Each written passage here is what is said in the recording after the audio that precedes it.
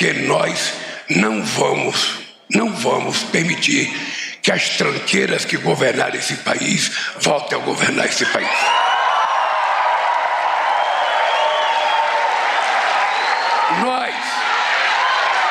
Nós sabemos do que nós perdemos. Nós sabemos.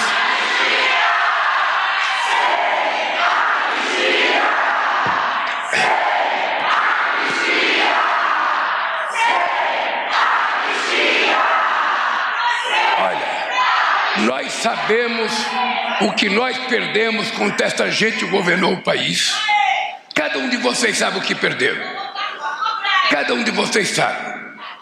E agora estamos perdendo com eles fora do governo. Porque se já não tivesse mais que estragar esse país, um cidadão, filho de outro cidadão, que é deputado federal, foi para os Estados Unidos instigar o governo americano a fazer taxação nos produtos que nós exportamos para lá. Eu digo para vocês uma coisa. Vocês têm acompanhado a imprensa. E você sabe que nós, brasileiros, gostamos de negociar. Eu não sou de brigar, eu não gosto de briga. Eu gosto de conversar, gosto de acertar as coisas. Se tiver divergência, vamos sentar numa mesa, vamos discutir. Um presidente da República de um país importante como os Estados Unidos não pode ter o comportamento que ele teve com relação ao Brasil. São 200 anos de relações diplomáticas. Nós até já perdoamos a participação deles no golpe de 64. Até já perdoamos, já nem falamos mais isso, já fizemos até anistia. Agora, não é possível que no momento em que a gente vive, um crescimento da extrema-direita fascista no mundo, a gente tem um presidente de um país que é o nosso maior parceiro na América Latina, dizendo algumas inverdades, como, por exemplo, era preciso taxar o Brasil, porque era necessário que tivesse um equilíbrio econômico, que eles estão tendo déficit comercial na relação comercial com o Brasil. Não é verdade. Em 15 anos, eles tiveram 410 bilhões de dólares de superávit. Quem tem déficit somos nós. Era nós, então, que deveríamos taxar ele. Segundo, ele disse que não vai aceitar que o Brasil possa regular as big techs dele, as plataformas digitais. E nós vamos regular, porque quem está atuando no Brasil tem que cumprir a legislação brasileira e não outra legislação. E acabamos de fazer essa discussão agora, lá em cima na minha sala, e vamos mandar o projeto para o Congresso Nacional, assim que a gente conversar com os outros setores da sociedade. Só tem um jeito de uma empresa não querer ser regulada aqui no Brasil, ela não está no Brasil. Mas se estiver no Brasil, vai ter que ser regulada. E a outra coisa absurda é dizer que há uma perseguição contra o ex-presidente. Há uma perseguição. O Brasil não respeita a questão dos direitos humanos, porque o Brasil está sendo injusto com o ex-presidente. Ô, gente, injusto, a justiça foi comigo. Eu não tive direito à presunção de inocência. E ao invés de fugir para os Estados Unidos, eu fui para a Polícia Federal para provar a minha inocência. Então, se esse cidadão está sendo acusado, está sendo julgado e está, num processo de investigação, ele vai ser julgado não é por denúncia de nenhum de vocês. Nenhum de vocês fez denúncia contra ele. Ninguém do governo fez denúncia contra ele. Nenhum parlamentar de oposição fez denúncia contra ele. O que está acontecendo com ele é que os pares deles, inclusive a partir do ajudante de ordem, assessores deles, denunciaram coisas que ele fez de errado. Ele tentou dar o golpe nesse país no dia 8 de janeiro, mas no dia da minha diplomação, dia 12 de dezembro, eles tocaram fogo em ônibus aqui em Brasília. Eles invadiram a sede da Polícia Federal aqui em Brasília. Isso bem antes do dia 8 de janeiro. Eles colocaram um caminhão bomba, sabe, no aeroporto de Brasília. Eles se aquartelaram na frente de todos os quartéis, sabe? Eles mentiram sobre a questão das urnas. Então ele não está sendo julgado porque alguém acusou ele, não. Ele está sendo acusado pelos erros que ele fez.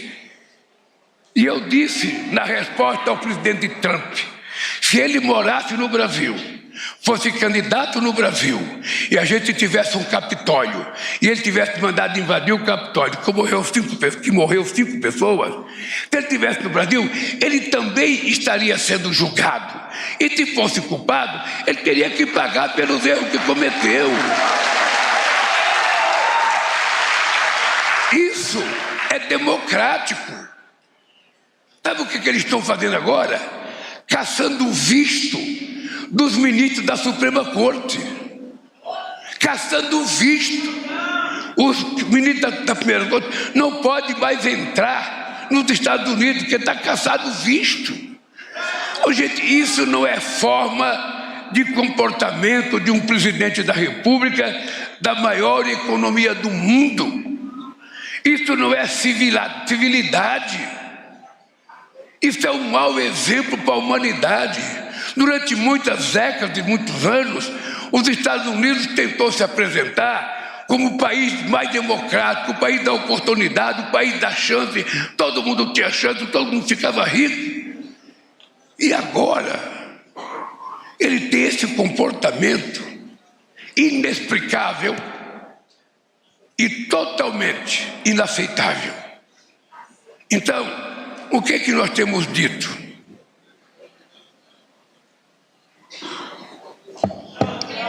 É normal que um presidente da República queira aumentar a taxação sobre um produto que está causando problema na sua empresa. É normal. Aqui no Brasil nós fazemos isso. Aqui no Brasil, quando está entrando um produto muito barato, os próprios sindicatos pedem taxa, presidente, taxa. Sabe? Agora, você pode taxar, tem um limite de taxação. A Organização Mundial do Comércio, ela autoriza no máximo 35%. Ele fez 50%, sem nenhuma explicação. E dito o seguinte, é porque o governo não está tendo um bom comportamento democrático. E ontem, não sei se vocês viram, eles apresentaram um relatório, acho que no parlamento americano, dizendo que nós não respeitamos os direitos humanos aqui no Brasil, porque estamos perseguindo o ex-presidente da República. E que o ministro da Suprema Corte, que está julgando ele, é um ditador. Oh, gente, não é possível que ele não conheça a nossa Constituição. Não é possível que ele não conheça que este país aqui, em muitas coisas, é muito mais democrático que os Estados Unidos da América do Norte. E essas coisas é que me deixam pasmo, sabe? E me deixam sem compreender o comportamento humano. Nós estamos precisando viver em tempo de paz. O mundo está muito confuso. É preciso que a gente viva em tempo de paz, em harmonia. Ele está tentando destruir o multilateralismo, que é uma forma de negociação importante que surgiu, sobretudo, depois da Segunda Guerra Mundial. Você não negociar Estado com Estado, mas você negociar, sabe, coletivamente de interesse de todo mundo. É uma coisa que colocou ordem na casa. Na medida que ele tenta estabelecer o unilateralismo, ou seja, negociar um país como os Estados Unidos com uma ilha de 400 mil habitantes, é uma negociação errada. É como se um trabalhador sozinho, sabe, tivesse que negociar com uma fábrica de 40 mil trabalhadores. A chance dele ganhar é nenhuma. Então o que é que nós estamos fazendo? Nós estamos dizendo a todo mundo que queremos negociar. Eu tenho o Alckmin, o Haddad, o Fávaro da Agricultura, o Mauro Vieira do Itamaraty, negociando. tentando negociar e não tem ninguém para conversar. Ninguém. Nem a carta que o presidente Trump mandou para mim, ele mandou de forma civilizada. Ele publicou no portal dele. Eu só fiquei sabendo por causa dos jornais.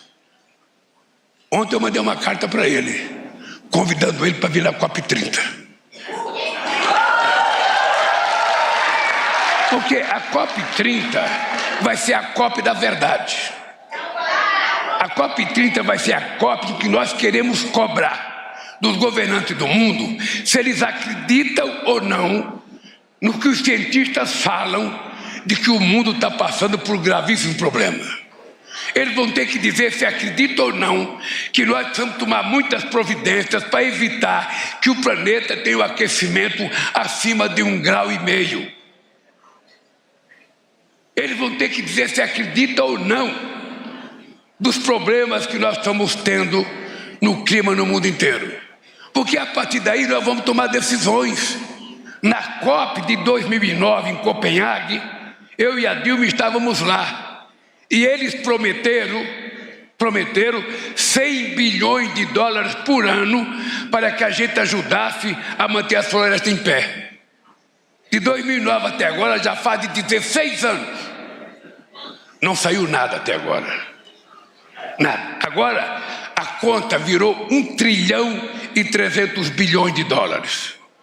Se quiser manter a floresta em pé.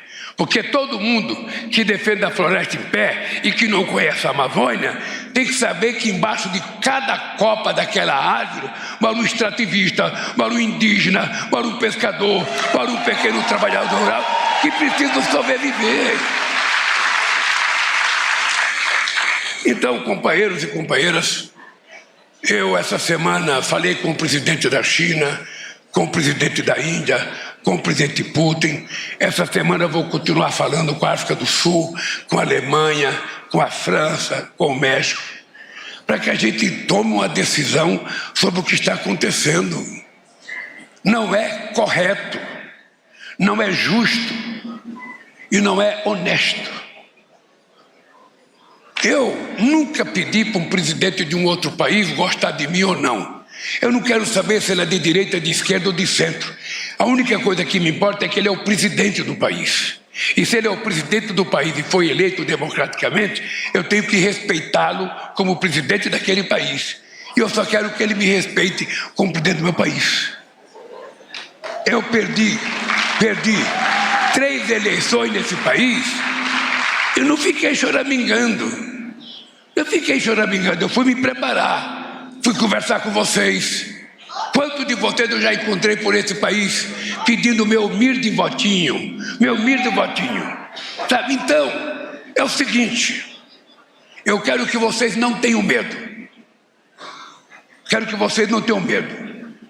Porque essa crise é, na verdade, uma provocação à nossa inteligência, à nossa capacidade, ao nosso sistema financeiro, à nossa política de crédito, à nossa política industrial, à nossa política social. É um desafio para que a gente comece a fazer aquilo que a gente ainda não teve coragem de fazer. Fazer coisas novas. Nós vamos ajudar os empresários que vão ser prejudicados. Vamos ajudar os trabalhadores que vão ser prejudicados. Vamos comprar o mel que tiver para ser vendido nesse país. Vamos comprar as sardinhas que tiver, tudo que tiver.